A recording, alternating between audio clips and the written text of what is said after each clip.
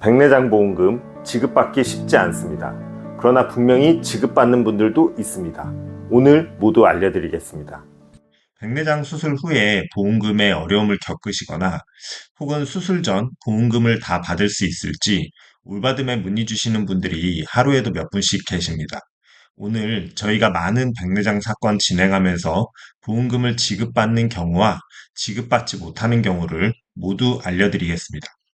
우선 결론부터 말씀드리면 백내장 보험금은 입원이 필요했는지 필요하지 않았는지가 핵심이고, 입원이 필요한 경우는 입원 치료가 필요한 기저질환, 즉 기존에 가지고 있었던 질환을 말하는 거예요.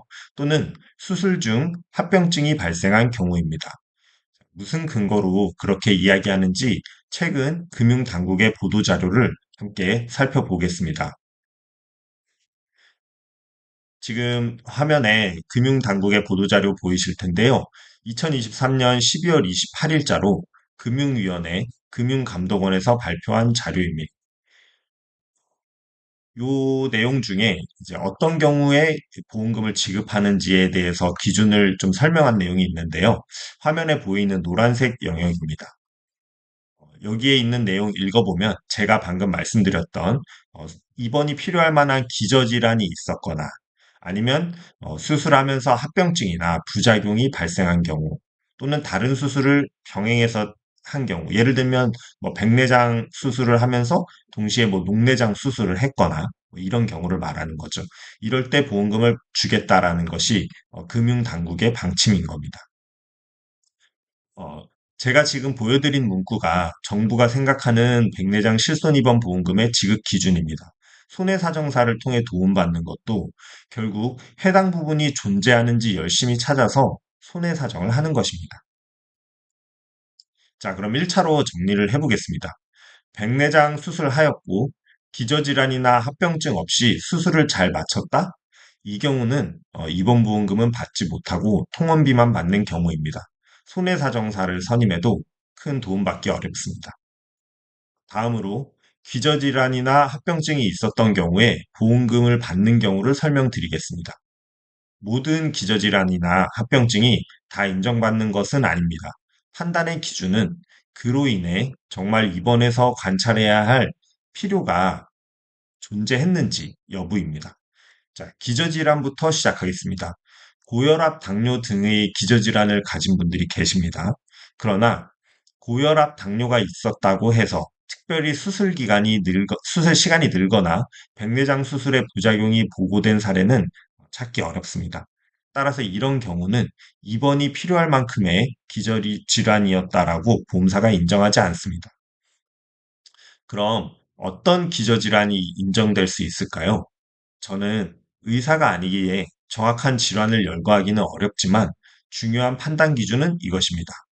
백내장 수술을 집도하는 의사가 판단하기에 해당 기저질환은 수술에 영향을 미칠 수 있어서 수술 시간이 더 길거나 혹은 수술 후 후속 조치를 하면서 관리를 해줘야 하는 경우입니다. 자, 여기서 정말 중요한 사실. 많은 의사들이 소견서에 내용을 자세하게 적어주지만 보험사는 소견서만 보고 판단하지 않습니다. 수술 기록지, 입원 기록지, 간호 기록지 등의 의무 기록을 통해서 판단합니다. 수술 치료를 받으면 수술 기록지를 의무적으로 작성하게 됩니다. 소견서에는 수술이 어렵고 시간이 많이 소요된다고 기재가 되어 있는데 수술 기록지 상에는 10분 이렇게 짧고 수술에 관련된 다른 특이사항을 기재되어 있는 것이 없다면 소견서 내용만으로는 인정이 되지 않는다는 것입니다. 그럼에도 예를 들자면 최근 올바듬을 통해 기저질환을 사유로 입원보험금을 전액 지급받으신 분의 경우는 녹내장 의심 증세, 표재성 각막염, 상세불명의 망막장애가 있으셨던 분으로 입원의 필요성을 인정받을 수 있었습니다. 자, 저희 올바듬에서 손해사정서 작성했던 내용 중 일부인데요. 이 노란색 영역 보시면 저희가 그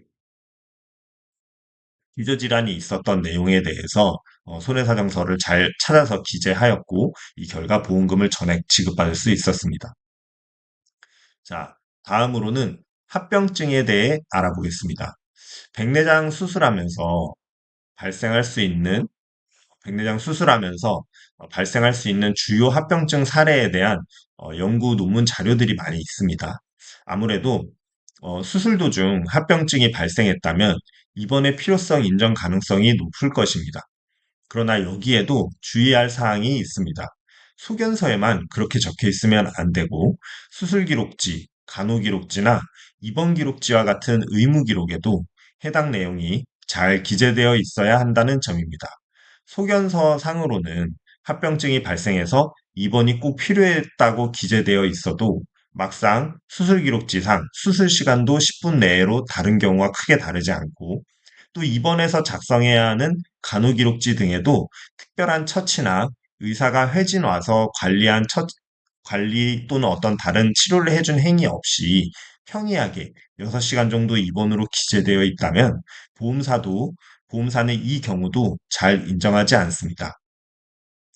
최근 올바듬에서 합병증으로 입원보험금을 전액 지급받으신 분의 경우는 수술 도중 훈항 파열이라는 부작용이 발생한 분이었습니다. 여기서 또 하나 매우 중요한 점을 말씀드립니다. 백내장 치료는 건강보험에서 포괄수가제가 적용되는 치료입니다. 말은 좀 어렵지만 그냥 그렇다고 이해를 해주시고요. 여기서 중요한 사실은 병원에서 포괄수가제를 건강보험심사평가원에 신고를 해야 되는데 신고할 때 합병증의 정도 여부를 표기하게 되어 있습니다. 이때 합병증이 있었다면 꼭 합병증이 있었던 코드로 신고가 되어야 한다는 점입니다.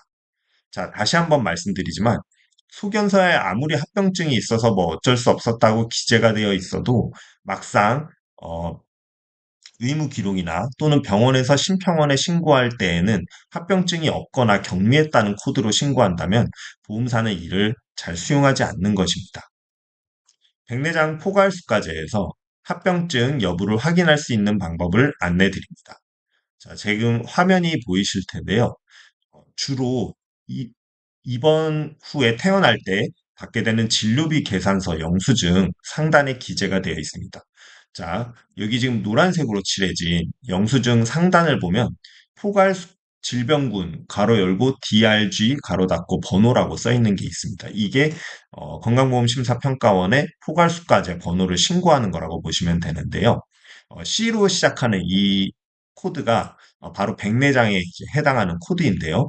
중요한 것은 맨 뒷자리입니다. 자, 뒷자리가 0이면 중한 합병증은 없거나 뭐 경미한 합병증을 동반한 경우라고 기재되는 경우입니다. 자, 이 경우면 0으로 쓰여 있는 경우라면 합병증으로 인한 입원보험금 지급은 어렵습니다. 쉽지 않습니다. 자, 다음으로 이제 저희를 통해서 입원보험금 모두 인정받았던 다른 분의 사례, 끝자리가 1로 써 있는데요. 뒷자리가 1 또는 2라면 이거는 백내장 수술 도중 중등도 이상의 합병증이 있었다고 병원에서 신고한 경우로 이런 경우는 입원보험금 지급이 상당히 유리합니다. 자, 이 부분 잊지 말고 기억하셔서 병원에서 합병증이 발생했다면 포괄수가제 뒷자리가 꼭 1 또는 2로 발급되어 있는지 확인하셔야 됩니다. 오늘 백내장 입원보험금에 대해 알려드렸습니다. 오늘 설명이 쉽지만은 않으셨을 텐데요. 마지막으로 이 과정에서 전문가의 도움을 무료로 받아보실 수 있는 손해사정사 선임권 제도에 대해 안내드리겠습니다. 이 제도는 금융민원 해결을 위해 도입된 국선 변호사 제도와 비슷한 개념으로 보험회사가 아닌 독립손해사정사가 손해사정을 하는 보험 소비자 보호제도이고 보험사가 비용을 전액 부담하기에 신청만 하시면 되는 것입니다. 다만 아무 때나 신청할 수 있는 것은 아니고요. 그 조건이 있기 때문에 이 조건을 꼭 기억해 주세요. 첫 번째, 우선 보험금을 청구해야 됩니다. 두 번째, 그러면 보험회사는 현장 심사, 현장 조사 또는 손해사정 등으로 진행하게 됐다는 내용을 전화, 문자, 카카오톡 등으로 안내를 하게 됩니다. 자, 이 안내를 받을 때 문구를 잘 보셔야 됩니다. 이때 손해사정이 진행된다는 사실과 계약자 등이 손해사정사를 선임할 수 있다는 사실을 안내합니다. 자, 이 안내를 문구를 받았을 때가 무료 선임을 할 수 있는 때입니다. 이 안내를 받은 날로부터 3영업일 내에 하단에 울받음으로 접수해 주시면 저희가 1일 내에 선임 가능한 손해사정사님 통해서 전화 드리고 있습니다. 무척 유용하고 꼭 필요하지만 아주 많은 분들이 모르고 있는 정보이니까 혹시 이 영상 보시는 분들 부모님께도 꼭 알려주셔서 무료로 이용할 수 있는 현명한 금융 소비자의 권리를 꼭 챙기셨으면 좋겠습니다. 도움이 되셨다면 좋아요와 구독 부탁드립니다. 감사합니다.